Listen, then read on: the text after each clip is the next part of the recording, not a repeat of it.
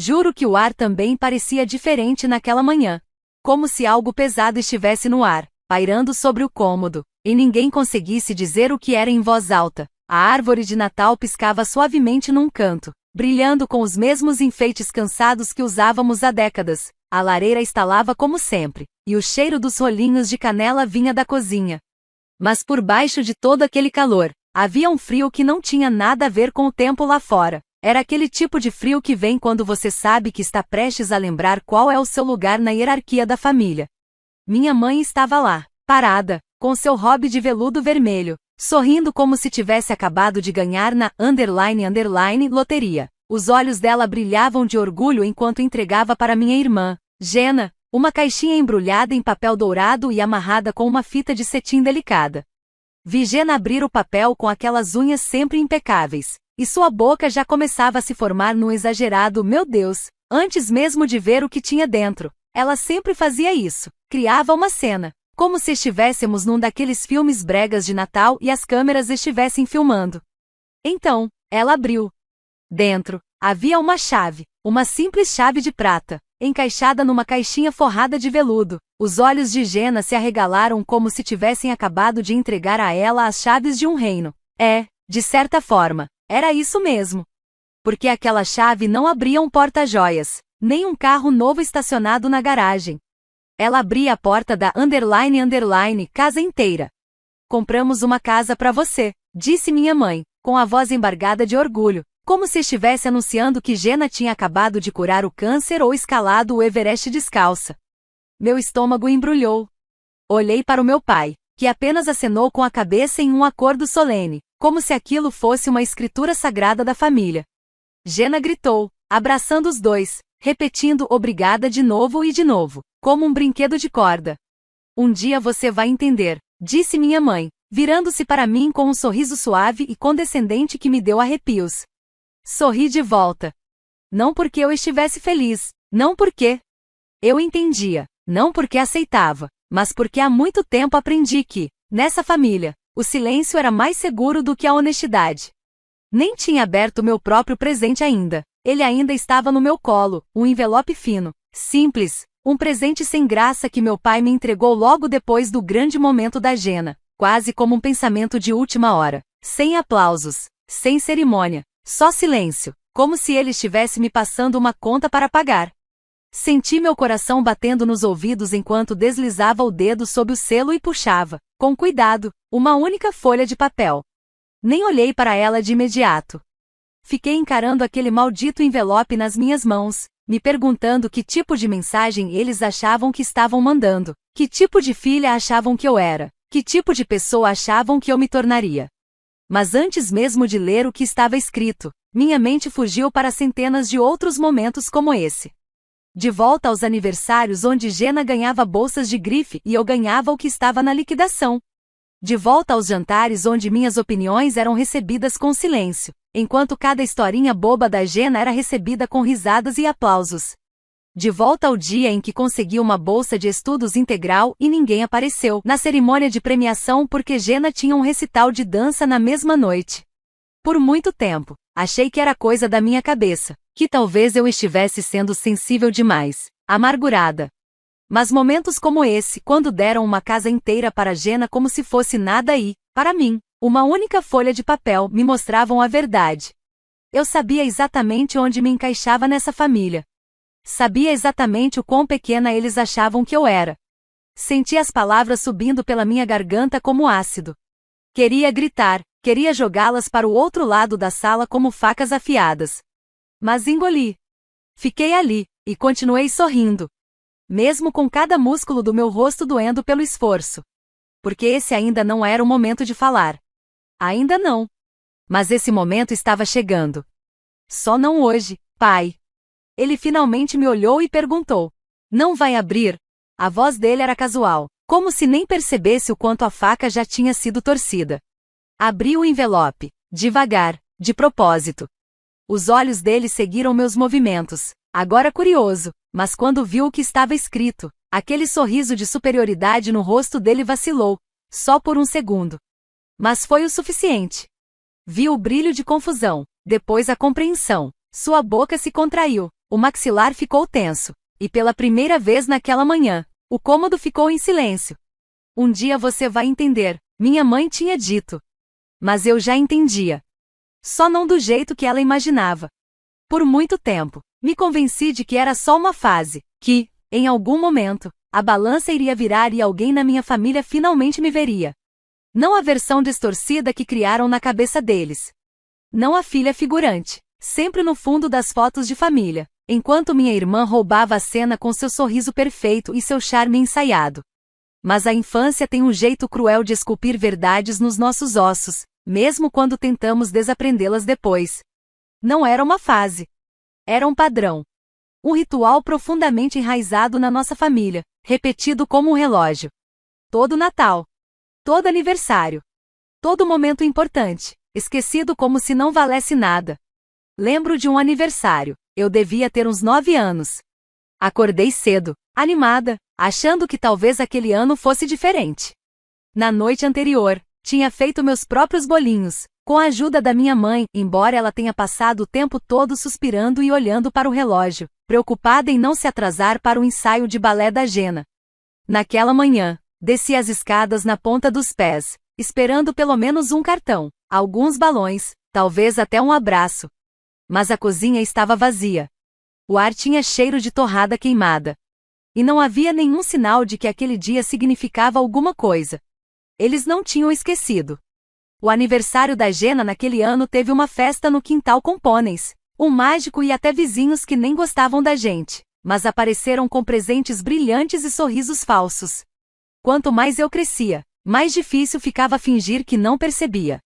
Quando me formei no ensino médio com honras, minha mãe mal levantou os olhos do celular. Estava ocupada mandando mensagem para o treinador de dança da Jena, garantindo que sua estrela preciosa estivesse em perfeita forma para a próxima competição regional. Mas quando a Jena conseguiu um comercial de shampoo local, fizeram um jantar especial, abriram champanhe e até enquadraram as __ foto do produto como se fosse um prêmio Pulitzer. Nunca tive coragem de falar nada diretamente. Carregava meu sorriso como uma armadura. Ria quando era esperado e guardava minha amargura para as madrugadas silenciosas, quando ninguém estava olhando. Aprendi a me encolher. A desaparecer no fundo, tão bem que parecia parte do papel de parede. Nunca fui dramática. Não como a Jena, que conseguia fingir lágrimas em segundos e transformar qualquer momento em um monólogo digno de novela. Ela sempre soube como puxar os fios certos. Como se fazer de vulnerável só pelo tempo suficiente para conseguir o que queria: dinheiro, compaixão, um carro novo ou mais uma segunda chance depois de reprovar outra matéria da faculdade sobre a qual mentiu que estava frequentando.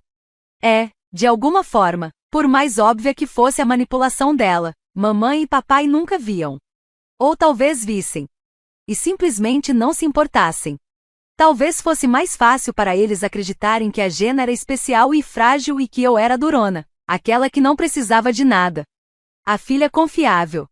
A que resolvia as coisas sozinha e não causava problemas. Eles nunca perceberam o custo desse tipo de força? A solidão.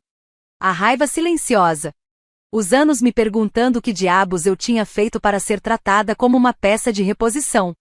Tem um momento que ainda ecoa na minha cabeça, especialmente quando tento me convencer de que estou exagerando. Meu último ano do ensino médio.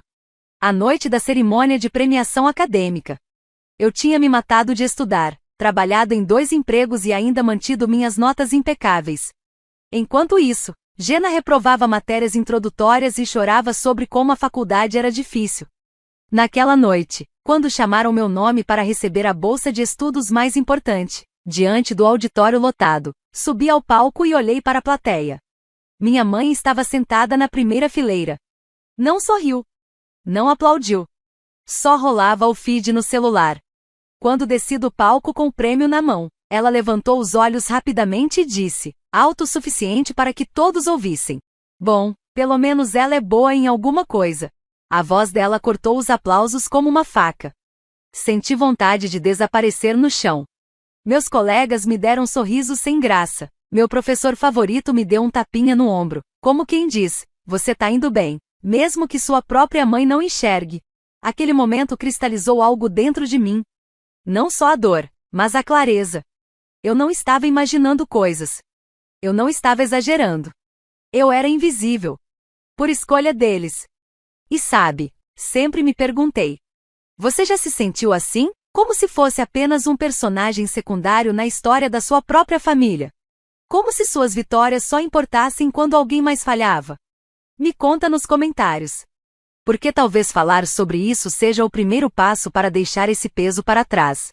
Anos depois, quando voltei para casa numa visita rápida, daquelas que a gente faz mais por culpa do que por vontade, me deparei com algo que eu não deveria ter visto. Eu estava no escritório dos meus pais quando vi um cofre, ligeiramente aberto, deixado ali sem muito cuidado. Eu não estava procurando nada específico. Mas o que encontrei dentro, bom, digamos que depois disso, tudo mudou. Foi uma visita estranha. Não do tipo que você faz porque realmente quer estar lá, mas sim daquelas motivadas pela culpa. Aquela culpa que fica ali, fervendo no fundo da sua mente, até que um dia você simplesmente pega o telefone e liga. Eu não voltava para casa há mais de um ano. E a única razão pela qual voltei dessa vez foi porque minha mãe me ligou 2 vezes na mesma semana. Disse que meu pai tinha distendido um músculo cortando a grama e precisava de ajuda para mover algumas coisas na casa. O jeito que ela falava pingava culpa. Como se dizer não me tornasse fria, insensível. Como se décadas de negligência emocional pudessem ser apagadas com um fim de semana e algumas xícaras de café cheias de passivo-agressividade. Cheguei numa sexta-tarde.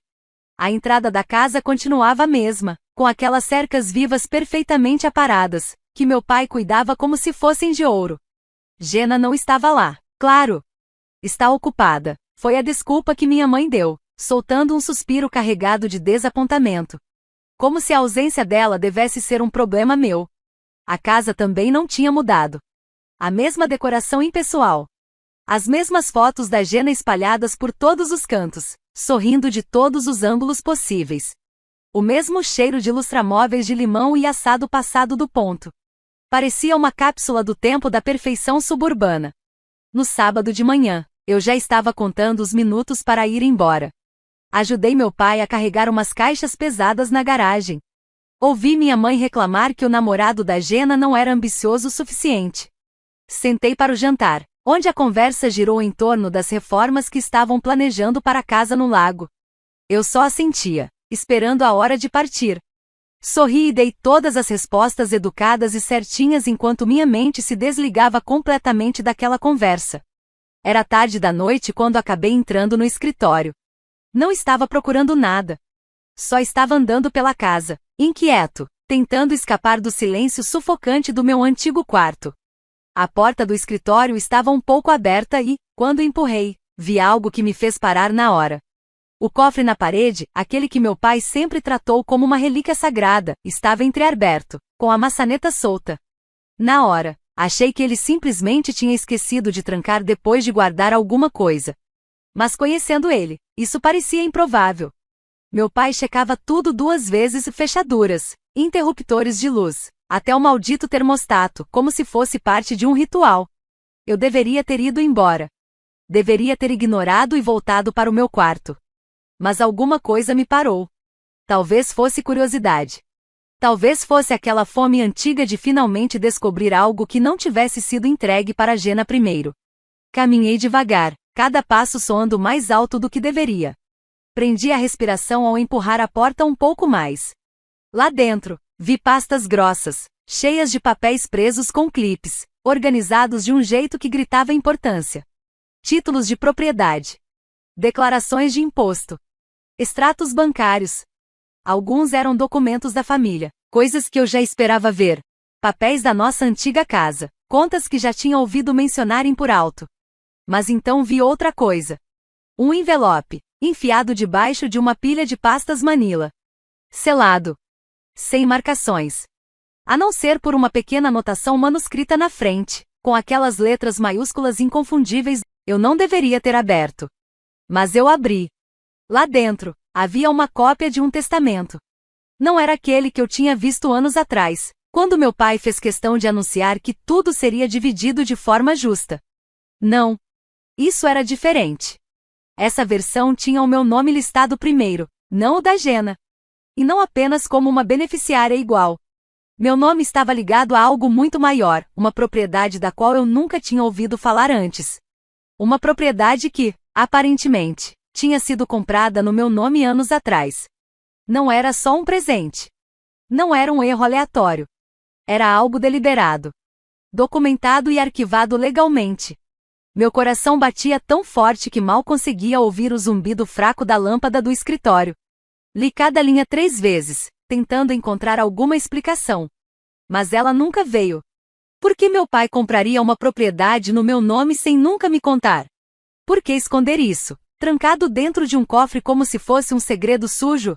Minha mente disparou, tentando lembrar de qualquer pista, qualquer detalhe do passado que pudesse explicar o que eu estava segurando nas mãos.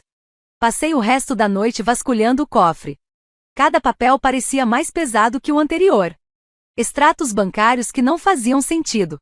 Transferências que não batiam com a narrativa da família. E um documento em especial. A autorização assinada com a minha assinatura falsificada. Datada de 2 anos antes. Minhas mãos congelaram. Alguém usou meu nome, minha identidade, para movimentar dinheiro.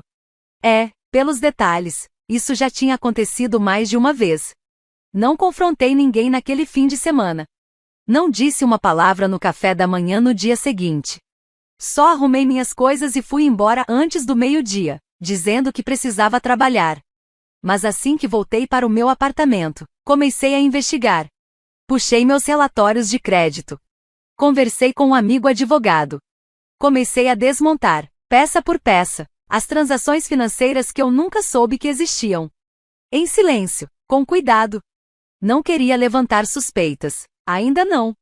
O que descobri nos meses seguintes foi algo para o qual eu não estava preparada. Uma rede intrincada de decisões financeiras. Transferências de propriedades. Esquemas fiscais. E tudo apontava para os meus pais. Mas o mais chocante? No papel, eu era dona de mais coisas do que jamais imaginei. Contas, imóveis, investimentos, todos ligados a mim. Ainda assim, nunca me disseram nada. Nada. E o mais louco? Eles ainda não sabem que eu sei. Existe um tipo muito específico de raiva. Uma que mora em silêncio, logo abaixo da pele. Controlada, discreta, como uma chama baixa. Uma que você aprende a conviver. Até que um dia percebe que esteve cozinhando nela por anos. Sem nem notar o quanto a temperatura subiu. Foi exatamente assim que me senti. Ao perceber o quão fundo meus pais enterraram a verdade. O quanto usaram meu nome e minha identidade. O quanto esconderam. Não para que eu entendesse. Muito menos para que eu me beneficiasse. E não foi só a mentira. Foi a certeza deles de que eu nunca descobriria. A suposição de que eu continuaria no meu papel para sempre. Sorrindo educadamente enquanto entregavam a coroa para Jenna, de novo e de novo. Como se fosse um direito dela por nascimento. Então, fiz o que qualquer mulher subestimada por tempo demais acaba fazendo. Comecei a planejar. Não uma cena. Não um surto emocional que eles pudessem descartar como exagero. Planejei algo melhor. Algo que eles não perceberiam até ser tarde demais. Vingança não precisa ser barulhenta para ser devastadora. Só precisa ser precisa. Conversei com um amigo advogado, alguém em quem confiava totalmente. Alguém que nem piscou quando entreguei uma pilha de documentos e pedi para me ajudar a entender cada detalhe legal. Analisamos tudo. Títulos de propriedade, assinaturas falsificadas, transferências de bens, aquelas autorizações bancárias suspeitas. O que começou como curiosidade virou algo muito maior. Uma oportunidade para recuperar o controle sem precisar levantar a voz. A casa da qual eles tanto se gabavam. A casa do lago, que chamavam de nosso legado.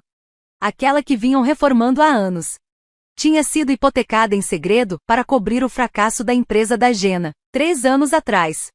Meu pai provavelmente achou que conseguiria resolver tudo antes que alguém notasse. Mas ele estava atrasado nos pagamentos. E o banco já tinha marcado uma venda discreta.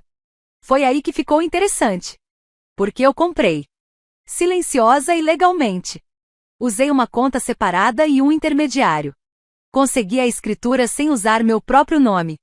Levei algumas semanas para orquestrar tudo, mas quando finalizei, A satisfação foi indescritível. Não só sou dona da preciosa casa do lago deles, agora sou dona da única coisa que nunca imaginaram que perderiam. Enquanto isso, a vida em casa seguia igual.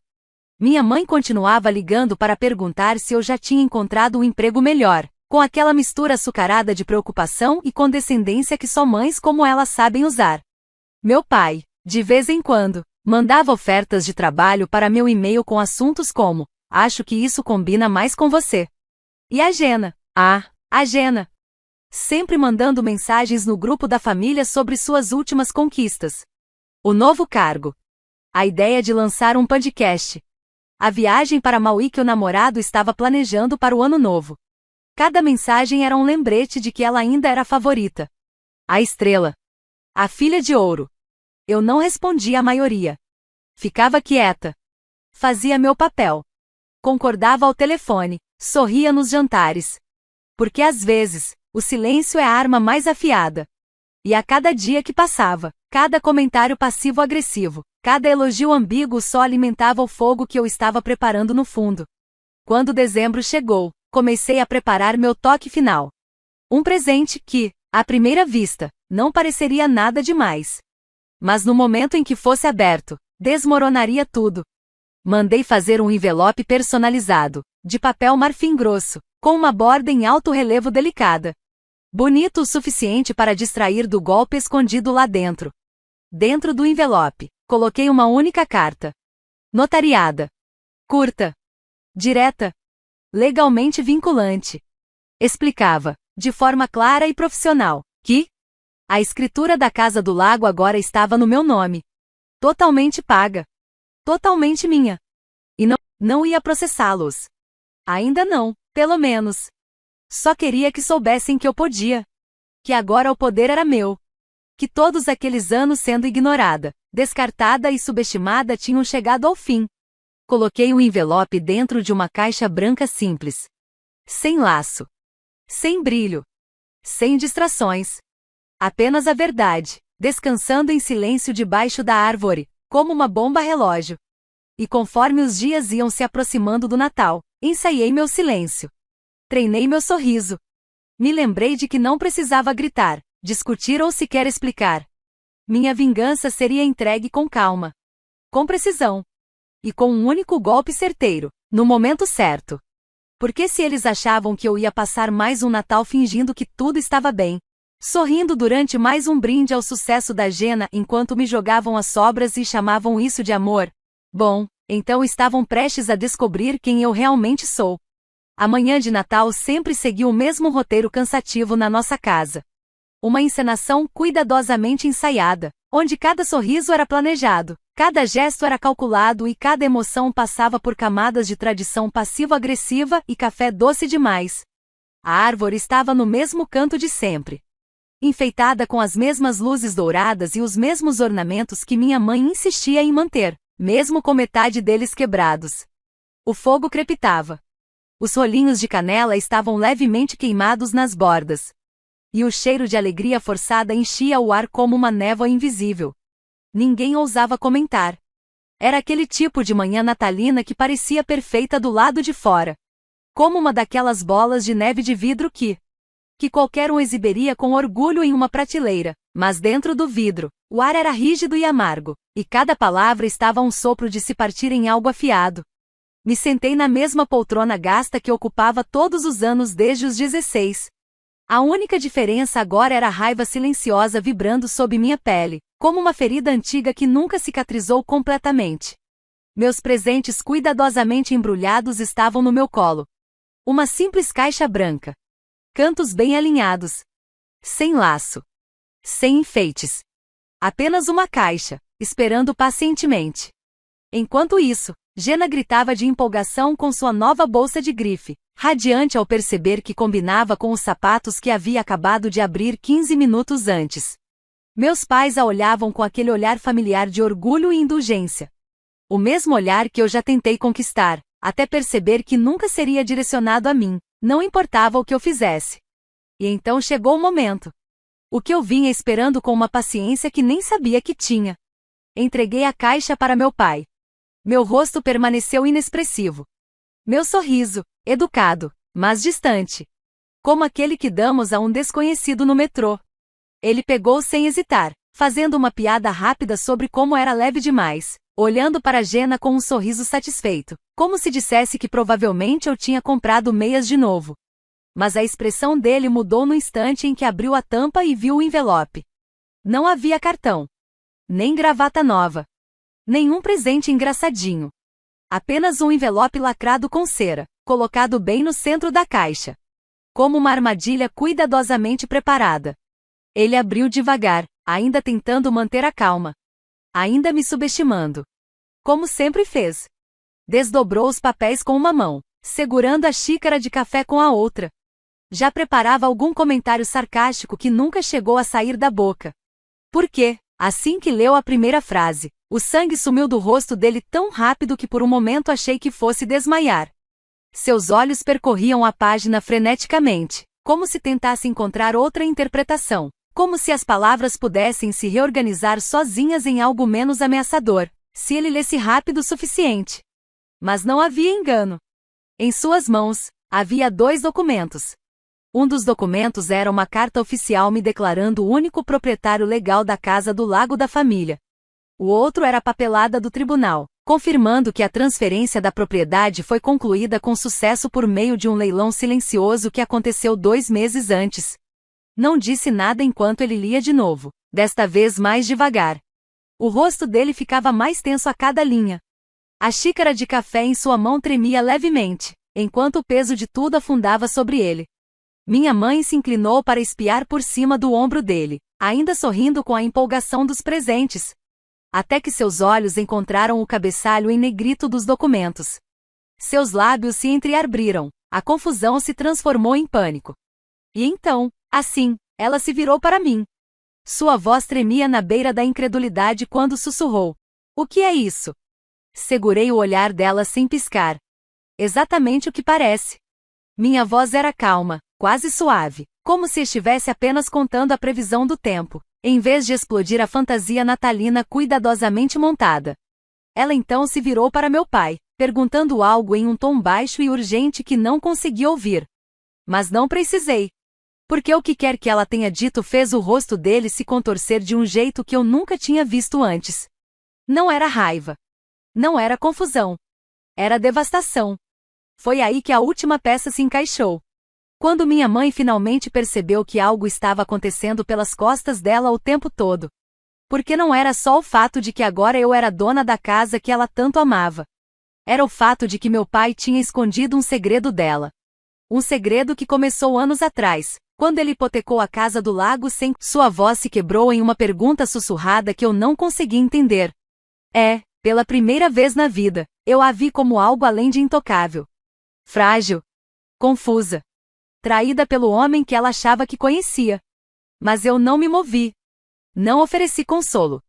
Não dei explicações. Apenas fiquei sentada, deixando o peso da minha vingança preencher o ambiente como uma tempestade prestes a desabar. Porque isso não era apenas sobre uma casa. Era sobre poder. Pela primeira vez, ele pertencia a mim. O silêncio na sala era tão pesado que parecia pressionar contra o meu peito. Denso, imóvel. Como se o ar tivesse se transformado em algo grosso demais para se respirar. Minha mãe continuava de pé, seu rosto oscilando entre traição e incredulidade. Meu pai estava curvado na cadeira, como um homem que acabou de ver todo o seu castelo de cartas desmoronar diante dos olhos. Jenna não disse uma palavra sequer. Apenas segurava a bolsa contra o peito, como se aquilo pudesse protegê-la das consequências se desenrolando diante dela. Ninguém se moveu. Ninguém falou. Naquele silêncio esmagador, eu percebia algo que até então não tinha entendido completamente. Isso não era mais só uma vingança. Era um acerto de contas. Me levantei devagar. Alisei o tecido do meu suéter com uma calma deliberada. E então, disse as palavras que, com certeza, ecoariam na mente deles muito depois que eu fosse embora. Trouxe café da manhã para vocês. Minha voz era suave, mas firme. Como se nada fora do normal tivesse acabado de acontecer. Era como se eu tivesse jogado uma granada bem no meio da manhã de Natal perfeita deles. Ninguém respondeu. Nenhum aceno de cabeça, Nenhum piscar de olhos. E aquele silêncio de olhos arregalados e bocas entreabertas, era mais satisfatório do que qualquer discussão ou confronto poderia ser. Peguei meu casaco do encosto da cadeira e vesti devagar, saboreando a tensão, o desconforto, a incredulidade que pairava no ar como fumaça depois de um incêndio. Não me expliquei mais. Não pedi desculpas. Não dei justificativas. Também não ofereci uma última chance para que distorcessem a história ou minimizassem o que fizeram. Eu já tinha dito tudo o que precisava, não com palavras, mas com ações. Nesta família, ações sempre falaram mais alto do que qualquer outra coisa. Quando cheguei à porta, parei por um instante. Não porque queria um grande momento final. Não porque queria me vangloriar. Mas porque queria ver os rostos deles uma última vez. Ver o peso da realidade finalmente se acomodando. Só para deixar claro, disse, percorrendo cada um deles com o olhar. Eu não vou dividir a casa desta vez. Agora ela é minha, tudo é meu, e acho que já passou da hora de eu começar a fazer as coisas do meu jeito. O silêncio ficou ainda mais denso. Um lampejo de confusão cruzou o rosto da minha irmã, como se a ideia de eu reivindicar algo que ela não pudesse tocar fosse fisicamente dolorosa para processar. Minha mãe pareceu querer dizer algo. Talvez discutir. Talvez implorar. Mas não disse. Talvez, pela primeira vez na vida, ela tenha entendido que suas palavras já não tinham mais peso ali. E meu pai? Ele nem levantou os olhos. Apenas continuou encarando o documento em suas mãos. Como se ele olhasse por tempo suficiente, a tinta pudesse se reorganizar e lhe dar uma segunda chance. Mas não havia mais segundas chances. Saí. Fechei a porta atrás de mim com um clique silencioso que, de alguma forma, pareceu mais forte do que 1000 portas batendo. O ar frio me atingiu como um vento purificador forte e honesto. Pela primeira vez em anos, senti algo que quase parecia paz. Não era alegria. Não era vitória. Mas era algo mais calmo.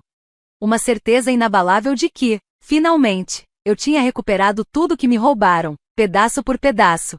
Minha voz. Meu espaço. Minha dignidade. Quando cheguei ao carro, minhas mãos tremiam levemente. Não de nervoso, mas de alívio. O tipo de alívio que se sente depois de prender a respiração por tempo demais, enfim, soltá-la em uma longa e dolorosa exalação.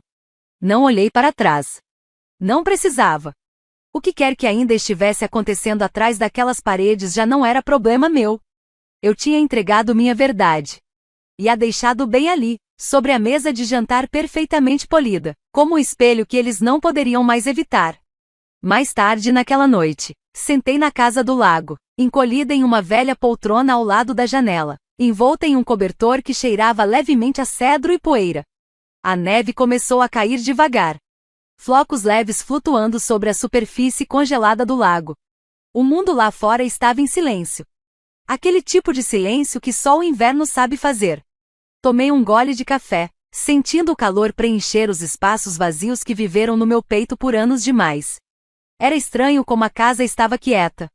Sem vozes. Sem tensão. Sem ninguém tentando ofuscar alguém ou disputar migalhas de aprovação. Pensei em ligar para um amigo. Talvez contar tudo em um monólogo dramático, regado a vinho. Mas não liguei. Algumas histórias não precisam de plateia. Algumas vitórias não precisam de aplausos. Será que algum dia eles viriam até mim? Será que tentariam explicar, justificar ou fingir que nada aconteceu? Talvez sim, talvez não. Mas já não me importava mais. Eu não estava buscando um desfecho. Não queria perdão nem reconciliação. A única coisa que eu queria era deixar claro que, dessa vez, eu tinha traçado um limite. Não por raiva, mas por autopreservação. Pela primeira vez, eu não ia voltar atrás. O curioso é que, agora que finalmente tenho algo que eles queriam, eu nem sequer desejo isso. Mas eu precisava que soubessem que eu podia tomar.